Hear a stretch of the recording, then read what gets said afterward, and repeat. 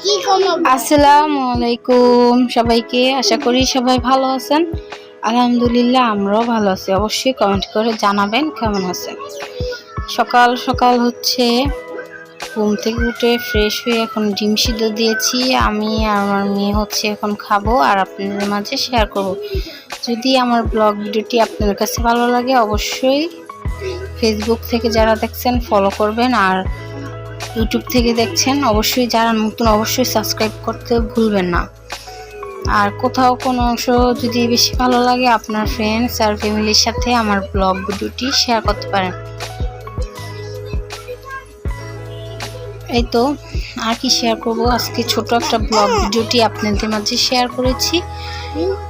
জানি না কার থেকে কিরকম লাগবে। আর আগে হচ্ছে এই কি বলে, আগে একটু বেশি ভিউ হতো, এখন আর ওরকম হয় না। এই জন্য আর কি ভিডিওর প্রতি আগ্রহ চলে যাচ্ছে আস্তে আস্তে। একটু সাপোর্ট করবেন প্লিজ। বারে বারে বলতেও লজ্জা লাগে, তারপরও আর কি বলতে হয়, আপনাদেরকে একটু মনে করে দিচ্ছি।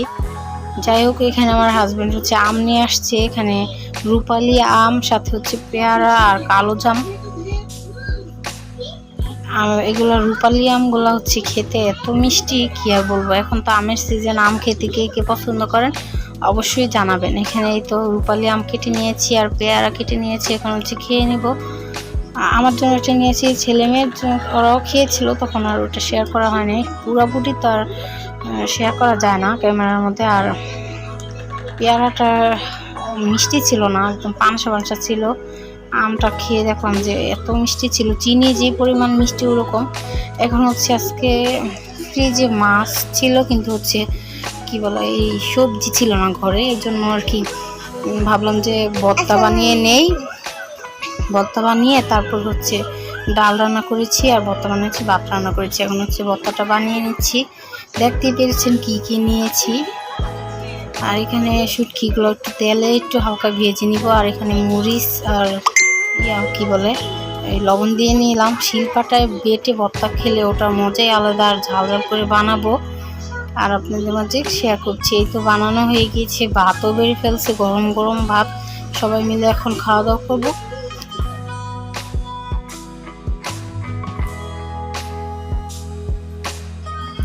এই তো ভর্তাগুলা দেখতো যেমন ওরকম মানে মানে লোভনীয়, খেতে কিন্তু অনেক মজা হয়েছে। আর এখানে আমার মেয়ে এখন হচ্ছে ছিল যে ওখানে টিভি দেখতেছিল, আর এখানে আমি মেয়ে বলতেছে যে ড্রাগন ফল খাবে, ওর বাবা হচ্ছে নিয়ে আসছিল, পরে এখন খাবে। এই জন্য বললাম যে তুমি নাও আর আমি তোমাকে একটু ভিডিও করে ফেলি।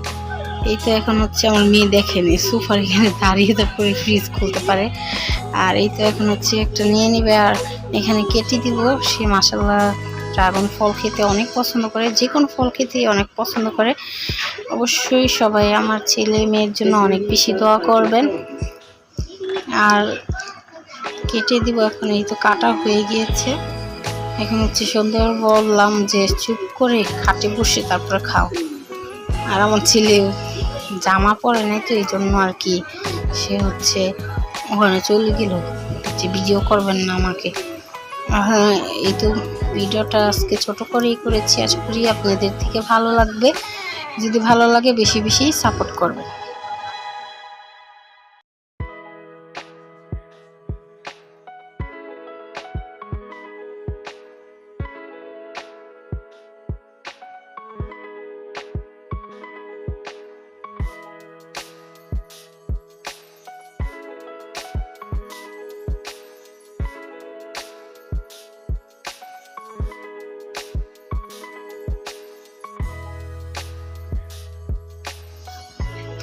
না, আর আমার রাত্রে হচ্ছে আর ওইরকম কিছু রান্না করার পরে আমার বড় যা হচ্ছে বিরিয়ানি রান্না করেছে। এখানে আমরা আমার ছেলে মেয়েকে নিয়ে আমরা এখন খাবো। আর প্রথমে আমি অল্প খেয়ে নিচ্ছি, তারপর এক প্লেটে ওদেরকেও খাইয়ে দেবো আর আমিও খাবো এখন। এই তো আর ভিতরের দিকে মাংস ছিল, উপরে মানে বেড়েছে তো এই জন্য অতটা বোঝা যাচ্ছে না। আর এখানে দেখেন আমি হচ্ছে একটু শুটকির ভর্তা নিয়ে নিয়েছি। কে কে আমার মতন এরকম খান অবশ্যই জানাতে পারেন।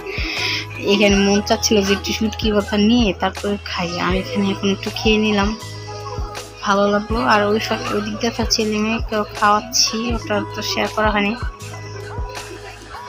আর ভিডিওটা বেশি বড় করলাম না, কিন্তু অবশ্যই ফুল ভিডিওটি দেখবেন, একটু সাপোর্ট করবেন প্লিজ।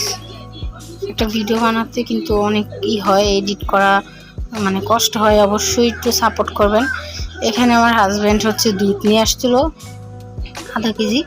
এখন হচ্ছে দুধটা ভালো করে জাল দিয়ে দিয়েছি আর সর পড়ে গিয়েছে, উপরে একটু নাড়া দিয়ে দিলাম। এখন হচ্ছে আমি আর আমার মেয়ে দুধটা খাবো। দুধ খাবে।